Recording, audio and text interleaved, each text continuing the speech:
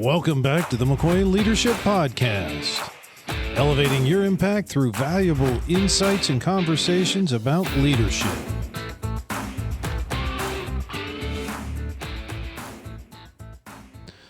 Welcome back to the McCoy Leadership Podcast. Today we have Ed Doherty with us, and he is in Massachusetts. He's been there all of his life. He has had roles as a restaurant executive, leadership development expert, a volunteer, and he has completed his new book, Observations at the Speed of Life, which I'm anxious to hear a little bit more about. Ed, thank you so much for taking time out of your day for our listeners and to spend some time with us. Tell us a little bit about your journey and how did you end up sitting where you are today? All right. Well, thanks for having me, Amos. I love talking leadership, so I'm excited about our time together. I have a marketing degree from the University of Massachusetts. I was a regional vice president for a national chain. I was actually based in Los Angeles and San Francisco. I transitioned to the chief human resource officer of an 11,000 employee company based in Memphis with 250 locations. I went to work for a franchisor, and then I spent 5 years as president of my own restaurant company with about 1,100 employees and $35 million in sales. And I did what everybody does after that. I went to work for a nonprofit. I spent 15 years as executive director for in New England for a national nonprofit, and learned a lot about people and board members and donations and events. I've been a consultant for 5 years. I focus on three things. One of my principles is I don't consult on anything that I haven't done before.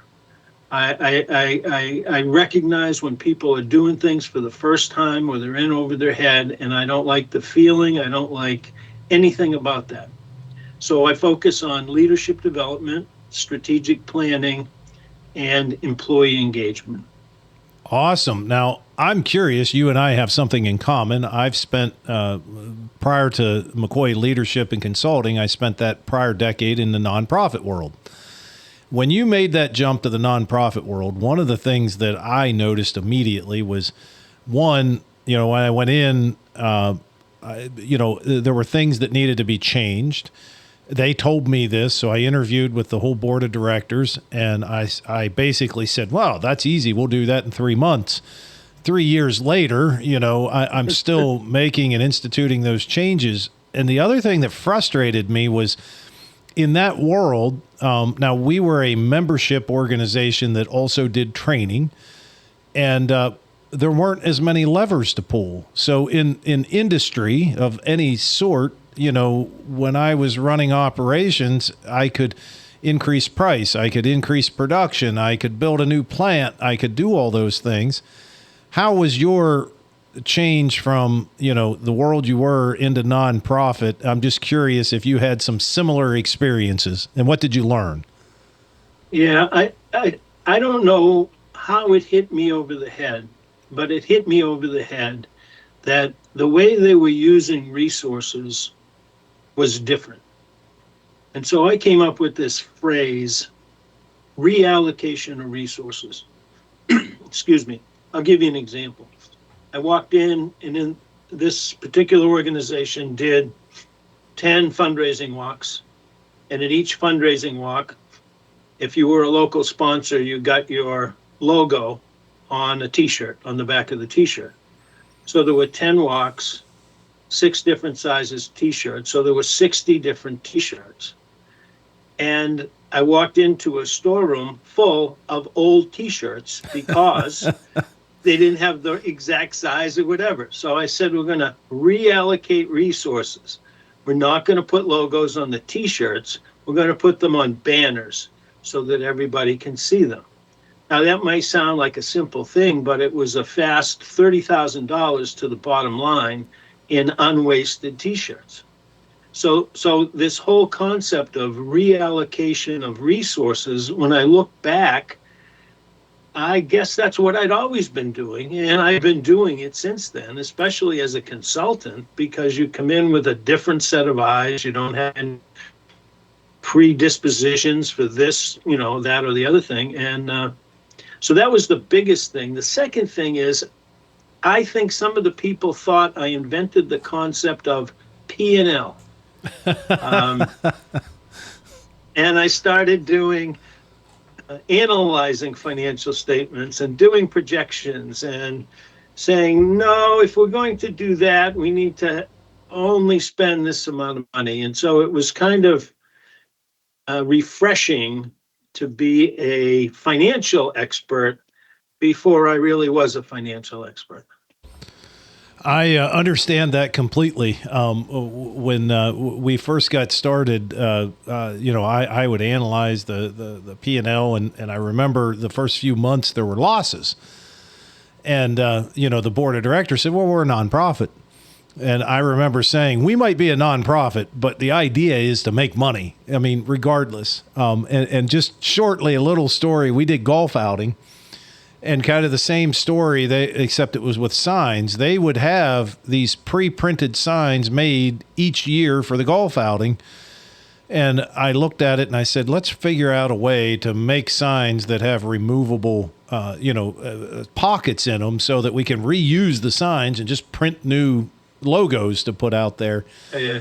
So that's pretty fascinating. We won't stay on nonprofit too long. We'll get back into leadership. I was just curious what your experiences were. So you've led teams in all kinds of different environments, specifically high pressure environments, and some pretty impressive results. I also do want to touch on, because I think there might be a connection there. And you've also run the Boston Marathon at 72 years old. Did I have that right? No, I was 70. 70, I okay. published my book at 72. So 70 years old, and you ran the Boston Marathon, which is a pretty high-pressure environment because you had to qualify to do that. No. If you run for a nonprofit, you can get a charity bib number. Okay. And that's what I did. Okay. So I ran for the Boston Bruins Foundation.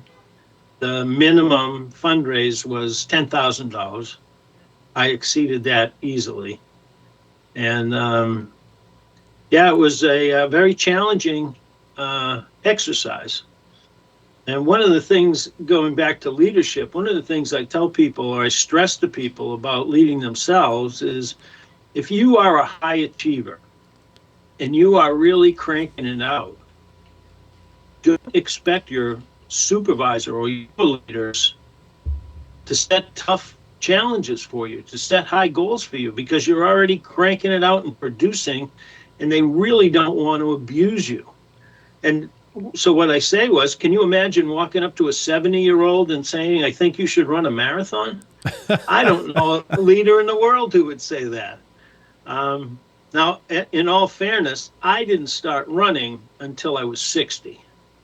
So I tell people I have 30-year-old knees, which made it okay. And I started just like if someone was going to write a book about it, my wife one day suggested that I spend less time on the couch.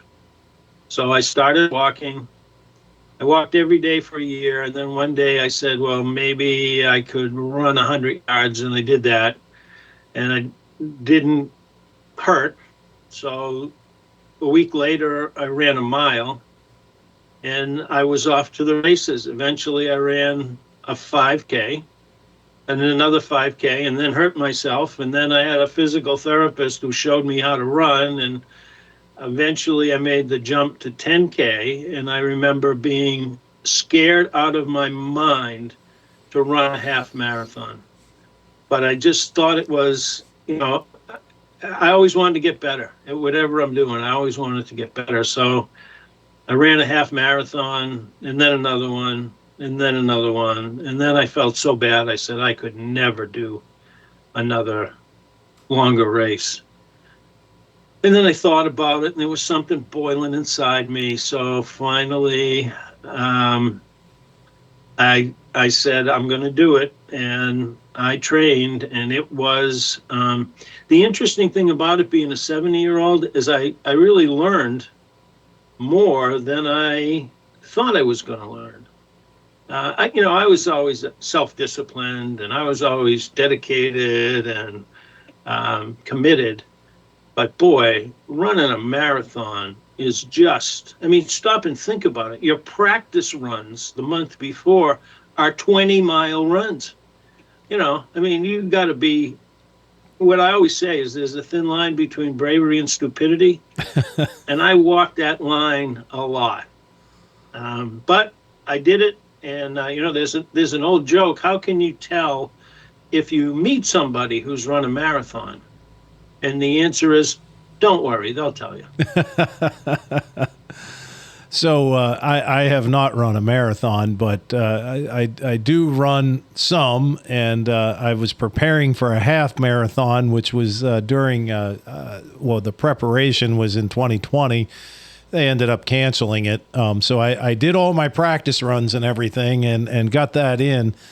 And my wife has finished multiple marathons and half marathons, but she's still convinced that I'm gonna get to the half marathon point at some point. So my next question and kind of reason for saying that, I've learned a great deal out of running and some of the things that you've talked about. How have you taken what you learned there, and how has that shaped your leadership consulting business today? Well, the number one thing it's done is I'm not intimidated by challenges. If I was going to be intimidated, I never would have run that marathon. The other thing is, and I'm not sure if I can repeat my cliche exactly right, but the reality is unless you take the last step, you just wasted everybody's time. I mean, you can't run 26.1 miles and say you've run a marathon. You have to do that 0.2. And so I find a lot of people have a tendency to want to, good enough is enough. Let's settle for this. And it's just different when you finish what you started. I'll tell you, the other thing is, I kept it a secret for about a year that I was going to run a marathon. And as soon as I told people, it changed everything. Because now I had to live up, you know what I mean? It just made me own it. And of course, I loved the skeptics. There's nothing better when you're trying to do something than a skeptic who thinks you can't do it. It's like frosting on a cake, you know? Yeah. So I'm curious, with you saying that, how many times have you run into somebody within business and leadership that has an initiative that they haven't told anybody about? I don't really know. I think that I think all leaders, first of all, if you have a lot of responsibility, you have a vision, but you're always assessing whether the circumstances are right or the resources are right or the timing is right. I will tell you that in a different kind of answer to your question, after I ran the marathon, I was shocked at the number of people who told me I inspired them. I didn't set out to inspire anybody. I set out to finish. I didn't care if I had to crawl. I was going to finish that thing. And then people went on to say, well, if he can do that at that age, then I can do this. And, so I think that the marathon probably encouraged people to share what their goals were. Got it. More. Because I believe, looking through your work, many or two of your key themes are persistence and accountability. Yep. And what I was really thinking in my mind was, once you told people, you created accountability, because now I've told people I gotta Yes. do this. And I was thinking, in business and really thinking at that beginning level manager, leader, how many times I think that they have something they want to do, but they want to see what the outcome is before they kind of tell anybody, which is part of planning. Don't get me wrong. Yep. But it's so easy if you haven't told anybody to just say, and as you said, well, it's good enough.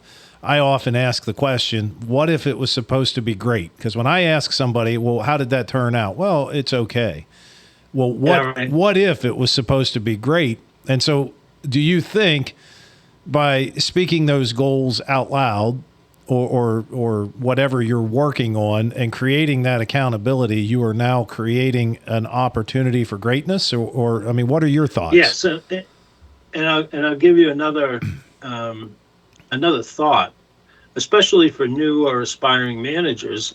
I think imposter syndrome is much more prevalent than anybody realizes, because you don't really want to confess that you have imposter syndrome. You'll say, I used to have it or whatever. And so I think that people who are aspiring or new leaders, let's face it, we all guess. Leadership is all about guessing. Is this the right thing? Is this going to be the biggest impact? Does this meet the performance needs of the follower? And so when you're first in that position, because you're guessing and you're not sure, you have nothing to rely on, I think you're a little more hesitant to share your goals. And the reality is if you're brand new in a position and you shout your goals from the mountaintop, you kind of look like an idiot because you don't have any credibility yet, So there's a thin line there. And my thought is as you progress, you build credibility, but the most important person you're building credibility with is yourself. And the more credibility you give yourself, the more likely you are to state a big goal or share a big goal. I like that. And, the thinking through that, credibility, to yourself, how do we get better at that? Because many times I think, especially young leaders and aspiring leaders, are really thinking about everybody else. And so maybe what's an actionable step that you can start to create that credibility with yourself? I'll give you two answers to that. First of all, I've often believed that the hardest task we have in our life is to see ourselves as others see us. So any kind of tool or feedback that we get that helps us see how others see us. There's all kinds of tools out there that can do it. But adjacent to that, to me, is mentorship. I think if you're an aspiring leader and you don't have a mentor, you're an idiot. In fact, if you don't have 4 mentors, you're an idiot. Because there's no cost to learning from someone else's mistakes or experiences. And I found that the obstacle to being a good mentee is your ability to accept feedback. My personal belief is the inability to accept feedback is the most solid glass ceiling in the world. If you can't take feedback, your ceiling is wherever the hell you are right now, because feedback is an accelerator of development. It's a much easier path. In fact, there used to be a pamphlet every time I did performance appraisals. I would pass out this book that is called Feedback is a Gift. It's out of publication now, but I wanted people to know that if I tell you you're not good at this, it's a gift. And feedback ranges from you have something on your nose to you're going too fast in the wrong direction. So, I oftentimes when we talk about leadership, we concentrate on leadership in business, but there's leadership in other places. And you just said something about accepting that, or the ability to accept feedback. Why is it that also within the family? And I believe leadership goes, you need to be a leader in your family as well, in your community. Mm-hmm. why is it that sometimes we find it so hard to accept feedback from those that are closest to us? And that can be in business as well, but I'm curious your thoughts.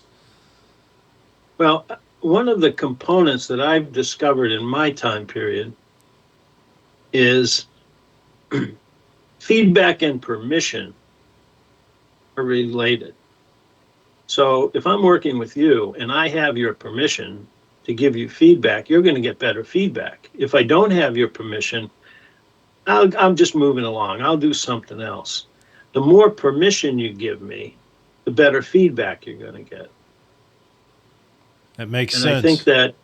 I think it's tough. You know, I joke that there are members of my family that live in a feedback-free environment.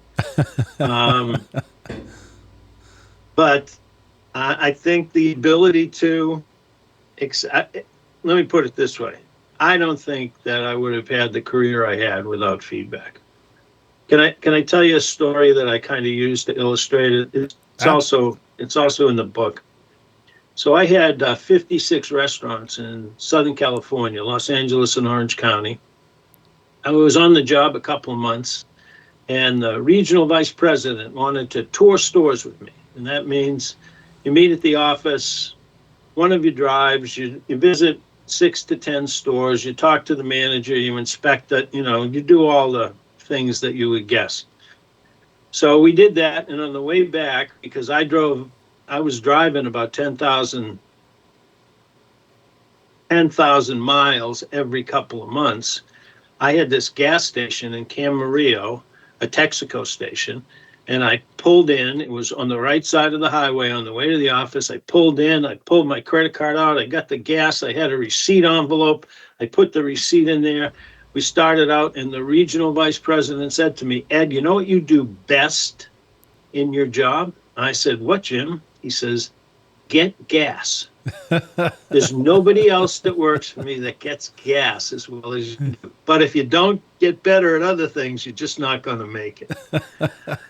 And so I said, okay. And so our weekly one-on-ones turned from potentially, verbal beatings to mentoring sessions. And I'd ask him a question, and he said, "Try this." And I tried it, and I report back, and this worked and that worked. And then about a year later, when he got promoted, he needs somebody to take over the San Francisco market for him. And he picked a guy who a year ago could get gas. And that's an example. It's hard for me to forget the importance of feedback to my own career. So thinking about feedback, what about, well, two things. I want to draw out for the listeners that you said, if you're offering feedback, you're going to be much more successful if you have permission to give that feedback. Yeah. So I kind of got out of that maybe I should stop going up and down the street in town here just giving unsolicited feedback to people. That's why they don't like me, maybe. But in thinking about that, what about, is there anything to gain from somebody that offers feedback that maybe you don't agree with? And so what I'm getting at is, if somebody starts to offer feedback and you find yourself becoming defensive, even when you've given permission for them to give that, and kind of thinking outside of leadership, let's just say it's a 80-year-old that's giving a 20-year-old advice on life. That person starts to become defensive, and then they stop listening. Even if you don't agree with everything you're hearing, how do you stop yourself from becoming defensive and still finding value in what they're offering you? You need a filing cabinet in your brain to file that away. The most common explanation I have for rejecting feedback is this. We are all evaluated on two things. Image and results. Everything falls into one of those categories. My experience is the majority of feedback is related to image. You shouldn't say that at a meeting. that clothing is too revealing, anything like it's all related to image. And what happens is that feedback to me is easy to just absorb like a sponge, remain neutral about it, but think about it. Like, one of the things I would say in a performance appraisal is you're going to hear something that you disagree with, that you think is wrong. But if you were good in that area, beyond a shadow of a doubt, I couldn't make that mistake. And so I think that when I've gotten feedback that I don't necessarily agree with, or that I'm sensitive to, or I'm pushing back, I say to myself, well, that's what they're seeing from, what was I doing that led them down that path? Because people don't make stuff up. You know what I mean? They're generally talking from the heart. So image and results are measurable. You can see them. The snow is either shoveled or it isn't. But image is a very discretionary kind of topic. I like it. And I like that explanation, because I think what it really comes back to is understanding how other people see you and see what you're doing. You may believe that you are getting the result, and that's all that matters. But if you're doing it with in a simplicity's sake, if you're doing it with a sour look on your face and treating people badly, that's not all there is to it. Right. So tell me a little bit about Observations at the Speed of Life, your book. Well, it all started when email was invented. I've traditionally led teams, 10 people plus or minus. And when email was invented, I started doing something I called a Friday update. Every Friday, I would send an email to the entire team, and it would have, I always started with a quote of the week. It would have reminders, shout outs, questions, things to look out for, so on and so forth. And at the end, I would have an observation. And the observation could have been about an event we just had. It could have been about something I had seen on the news, something that was likely to impact us, just philosophically thinking about things. For example, one of my observations was the story I just told you about getting gas. And the message was, accept feedback if you want to grow. So I did that for until 2020. And then when I became a consultant, I didn't have anybody to write to. So I made a list of my contacts, and there were hundreds. And I started sending out something I called the Wednesday weblog. And it was just an observation. And obviously getting gas in Camarillo is one of them. And I talked about personal things. I talked about leadership things. I talked about things in the world. And the book is a collection of 60 of those Wednesday weblogs. And they range from humorous. So I have one on returning shopping cart behavior, because there are, a limited number of people there. And referencing something you said earlier, I had the good fortune to sit next to an 80-year-old usher at Fenway Park for more than 100 games when I was in my 20s. And I tell the story about him. Now, I'll just tell it right now, just as an example. He was the most enthusiastic person I ever met. He greeted everybody who came into his section, almost all by name. And he knew some of them, but I think he made up names for the rest of them. And between the third and the ninth inning, he could sit down, and he had a Coke and a popcorn, and he knew there were 2 season ticket holders that never came. And so there were 2 seats on the aisle between section 17 and 18. And I worked across the street at a restaurant. So I would do the pregame rush. I'd walk across the street. I'd maybe give a free hamburger card to someone at the press gate, and, and I'd go sit in section 17, 18, and we talked. And then we were moving to California, And I realized he didn't have any family. It was Christmas. And we decided to have him come to our house for Christmas. And I don't think he had been anywhere for years. And he came. And what do you get an 80-year-old usher? Well, we, of course, got him that aftershave that you can smell in the bleachers. But we also got him a little red towel so that, he occasionally walked off seats and got a tip. So we moved to California, and every year for 10 years, I came back, and I always tracked him down, either at Fenway Park or at Boston Garden. And one year I came back, and he wasn't where he was supposed to be. So I thought the worst. So someone directed me. They had given him a sitting job underneath the stand somewhere, and I went to see him. How you doing? I thanked him, and we had that kind of eye contact that I knew I was never going to see him again, and he knew he was never going to see me again. And I thanked him for the wisdom, and he thanked me for the little red towel. So that's an example of one of the stories that's in the book. That is awesome. And, what it sounds like is somebody can buy the book and have a little bit of mentorship with you of all the things that you've experienced. And lastly, I did want to ask you, you touched on mentorship and thinking about the book and at that level. I have had many conversations. Sometimes I'll have people call, me and say, hey, can I need a mentor. How much would that cost? And I have a belief, and I don't think there's necessarily a right or wrong, but I'm curious your thoughts. My belief is if you're looking for a mentor, you should be finding somebody that it doesn't cost you anything. Neither person should be financially gaining from this.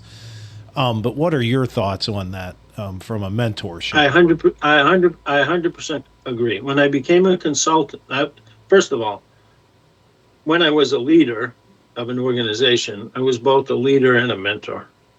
And when I became a consultant, I'm my only employee. I love my boss, but I'm still my only employee. And so what I did is I dedicated every Friday to mentoring. You call it pro bono consulting or whatever you want, but people that I used to work with that maybe were looking for a new career or what happened was it kept me sharp. It kept me in the supervisor role, even though I wasn't a supervisor. So I got as much out of it as they got out of it. And for a guy who's a mentor, nothing is greater than seeing someone that you've influenced succeed.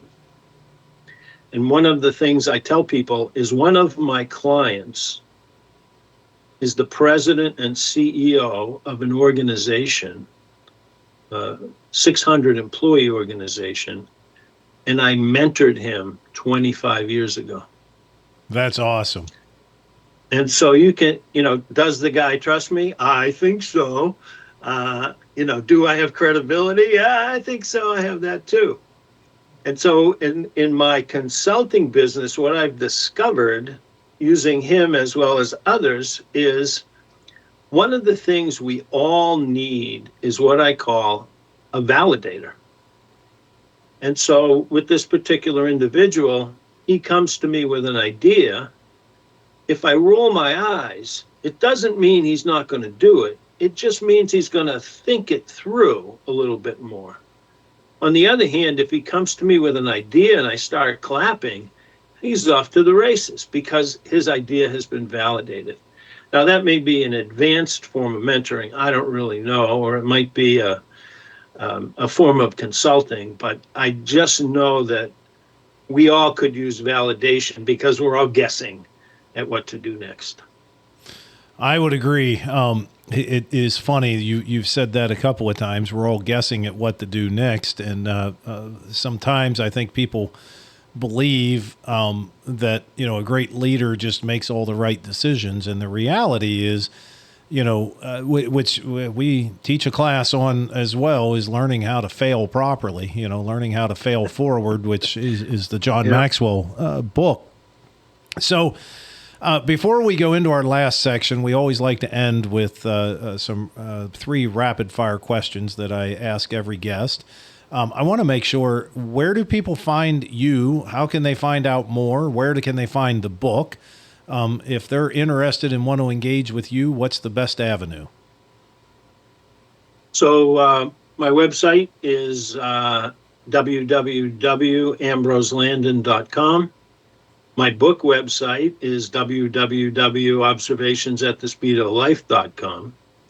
I'm on LinkedIn, and I am flexible and interested in interesting situations. Awesome. And we will be sure to add that in the show notes as well, so that folks can get in touch with you.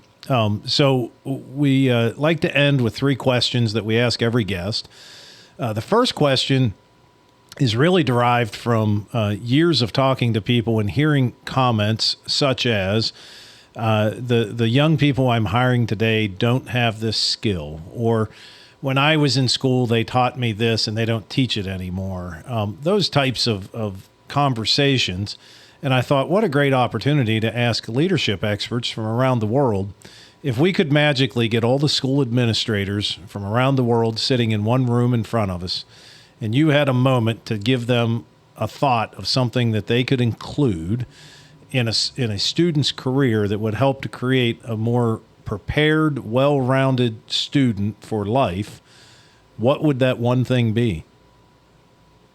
I've never been asked that question. The first thing that popped in my mind was self-awareness.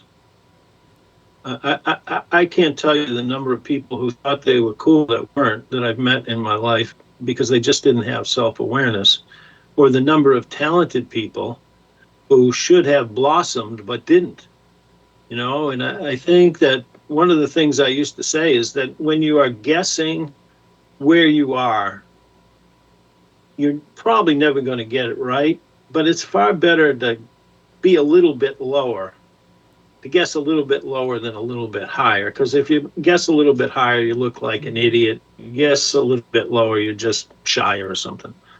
But I wish I had feedback. I wish I had tools, like DISC or Strengths Finders or something that could tell me a little bit more about myself.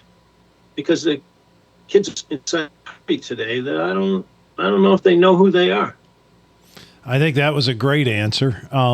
The second question is, throughout your career, what has been your go-to book that you continually go back to and continually get good insight out of? So when I first got into management, I was afraid. I just thought, I guess I had imposter syndrome, but it hadn't been invented then, so I didn't know that I had it. And I stumbled across this book called How to Control Your Time in Your Life by Alan Lakin. And I read the book, and I put into practice the principles. And I have actually been teaching time management using the concept of that book since 1974. Awesome. It probably had the most influence on me. And I felt that if I was competing with someone with equal skill or even greater skill, but I was more efficient, more effective, or I started earlier, that's when I started getting up at 5 a.m, I'd get a head start. So I could get stuff done before everybody else was up. So that's, it's a 1974 book, so it's not state of the art. It's before email, you know what I mean? But it still has some great principles. I love it. And the last question is, in the ever-changing world today of technology, software, apps, phones, all the things that are out there, what is the most useful piece of technology that you're using today? I would say from a day-to-day basis, it's Outlook, just in terms of getting things done and work-life balance, etc. But I am developing a taste for ChatGPT. And the reason for that is I can throw something in there that forms a basis for me to change. And one thing I learned a long time ago is we're all better at changing existing things than we are creating things from scratch. Yes. So, for example, I'm working with an organization, a nonprofit. I'm working pro bono that's about to start a grant program. So I dropped in their mission statement, so on and so forth, and I asked for 100 organizations that provide grants to that kind of bang, bang, I got it. And so when I go to the board of directors meeting, I'm going to share what I found. And we're not going to approach all of them, and we do need a strategy, we're working on a strategy, but that grunt work associated with tracking down 100 organizations, wow. Awesome. Well, Ed, thank you so much for spending some time with us here this morning. I've had a lot of fun. Hopefully, maybe we can get you back on in the future and we can go a little bit deeper. But thank you for taking time out of your day. It was my pleasure. I love talking leadership. Thank you very much. Awesome. And for our listeners, if you've enjoyed this episode, check out some of our past episodes. And don't forget to follow us on whatever platform that you're listening on so that you get alerts when the new episodes come out. And don't forget to check out the link at the bottom of the show notes. You can sign up for a weekly update that will come out about the episodes that are coming out that week. Until next time, we appreciate all of you.